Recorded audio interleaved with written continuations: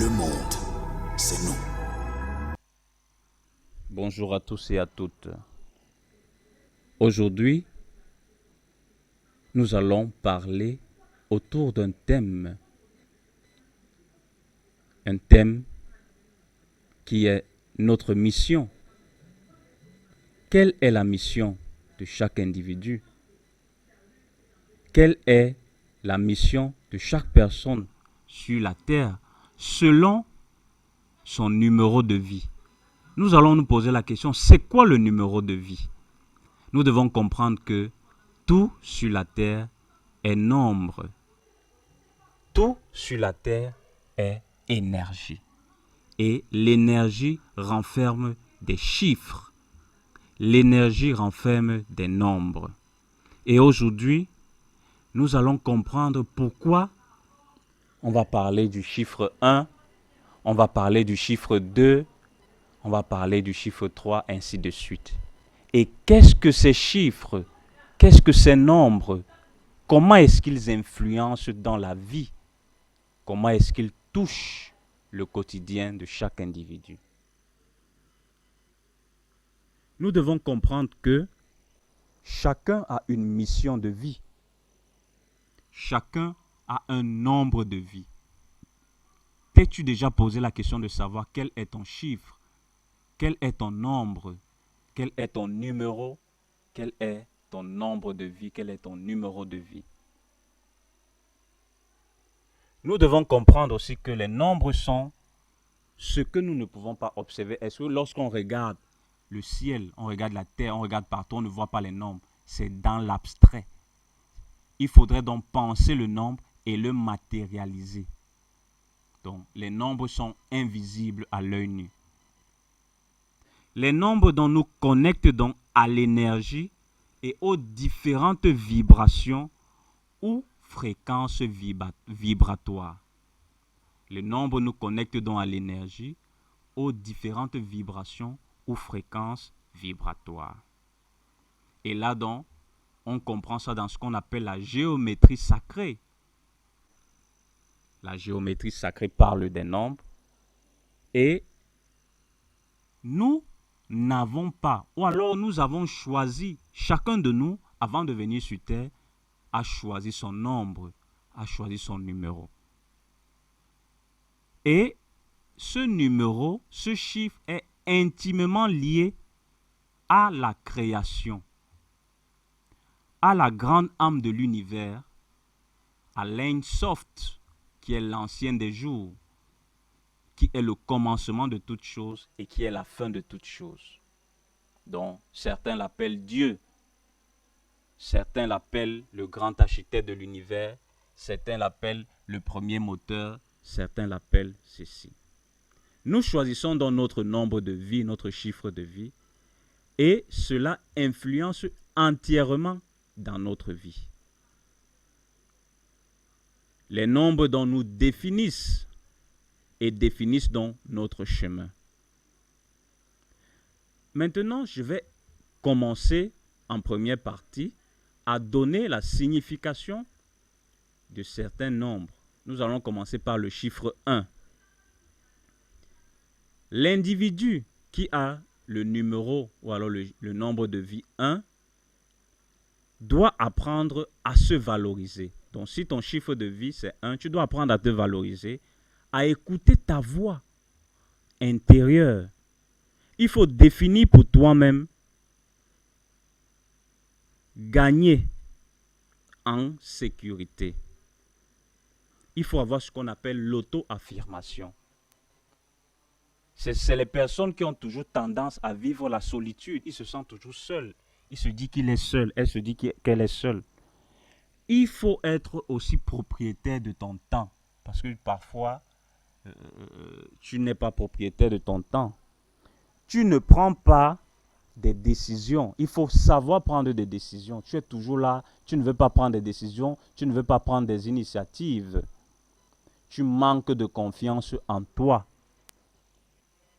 Tu te fies à l'opinion des autres. Donc, pour que tes choses marchent, toi qui as le chiffre 1, il faut ne pas te fier totalement à l'opinion des autres. Il faut écouter ta voix intérieure.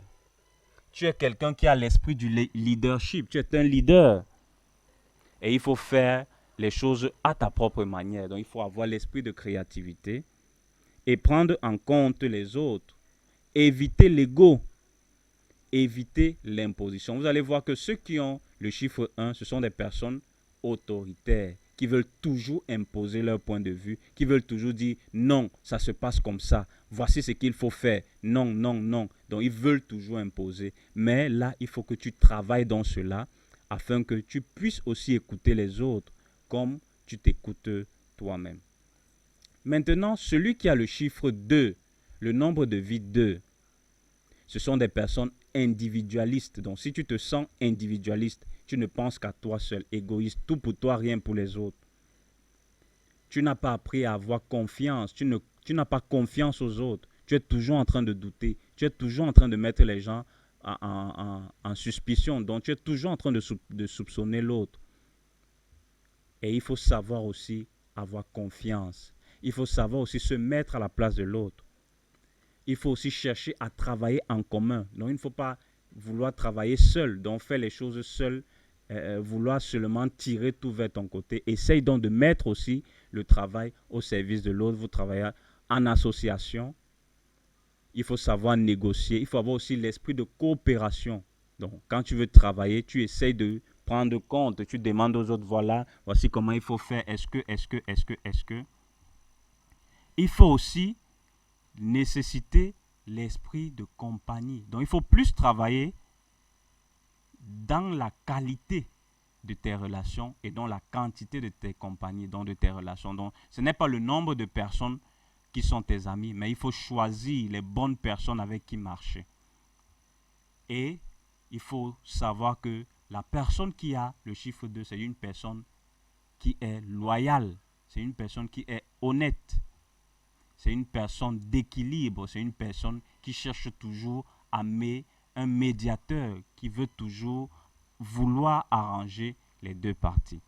Et maintenant, nous allons entrer au chiffre ou alors au numéro de vie 3. Ce sont des personnes qui doivent apprendre, accumuler les expériences, vivre, connaître. Ce sont des personnes qui ont souffert intérieurement. Donc, si ton chiffre de vie est le chiffre 3. Il faut savoir que tu as des souffrances à l'intérieur de toi. Pas souvent, pas forcément que c'est à cause de toi. Ça peut être que tu t'es sacrifié pour d'autres personnes, mais ce sacrifice-là n'est pas pris en compte et tu commences donc à souffrir intérieurement. Donc il y a donc ce qu'on appelle une auto-souffrance. Tu te fais souffrir toi-même à cause des autres. Et il faut donc s'ouvrir à de nouvelles expériences. Et aussi on dit, toi qui as le chiffre 3, tu es une personne romantique. Donc il faut savoir utiliser donc ce romantisme en toi. C'est une personne aussi de moralité. Donc quelqu'un qui cherche toujours la droiture, quelqu'un qui cherche toujours la justice.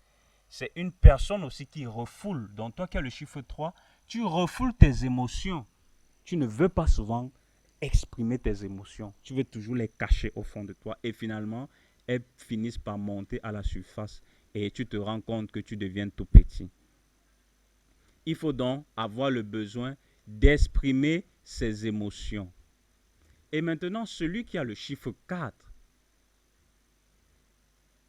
quand on voit déjà le chiffre 4, on voit le 22 qui est 2 plus 2, qui fait 4. Donc, c'est le chiffre maître, 22.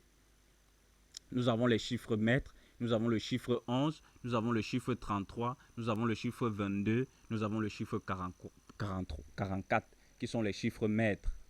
Et les gens qui ont dans ces chiffres maîtres, ce sont des personnes d'une haute spiritualité, ce sont des personnes qui sont élevées spirituellement. Et maintenant, dans ça, il y a donc une guerre entre la lumière et l'obscurité. Et il faut donc savoir choisir le bon chemin. C'est une personne qui améliore la vie des autres à son dépens. Son but est de servir pour une cause majeure. Il sacrifie sa vie pour une cause supérieure. C'est une personne ouverte au changement. Donc, les gens qui ont le chiffre 4, ce sont des gens qui sont dans les associations, dans les ONG. Ce sont des missionnaires, ce sont des militaires. Donc, ceux qui œuvrent pour les autres, ceux qui œuvrent pour une communauté, ceux qui œuvrent pour une société.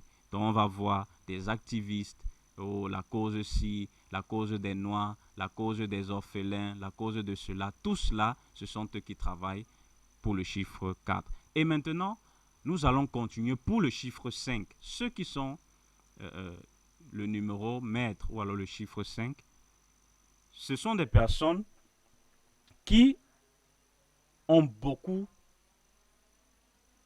ils tanguent, donc il y a un équilibre entre la lumière et l'obscurité. Soit ils sont bons, soit ils sont mauvais. Il y a beaucoup de contradictions entre ces personnes.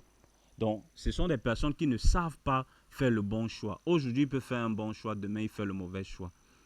Et ce sont des personnes très sensibles. Ce sont des personnes qui ont une intuition très forte. Ce sont des personnes qui ont un magnétisme. Donc, elles ont la capacité d'attirer d'autres personnes. Donc, quand quelqu'un qui a un chiffre 5 arrive quelque part, il mobilise, il attire, il dynamise, il équilibre, il l'organise. Donc, et maintenant, alors, s'il utilise donc mal cette énergie, cette force qu'il a, ce don qu'il a, ce talent qu'il a, il peut l'utiliser négativement en faisant uniquement le mal, ou alors, s'il l'utilise positivement, il va faire le bien et il va améliorer les conditions de vie des autres. Donc, c'est une personne qui a un pouvoir caché qu'il doit découvrir. Donc, toi qui as le chiffre 5, tu dois découvrir que tu as un pouvoir caché. Tu dois découvrir que tu as des facultés innées en toi que tu dois mettre pour travailler dans le sens de la lumière et non dans le sens des ténèbres et de l'obscurité. Je vous remercie.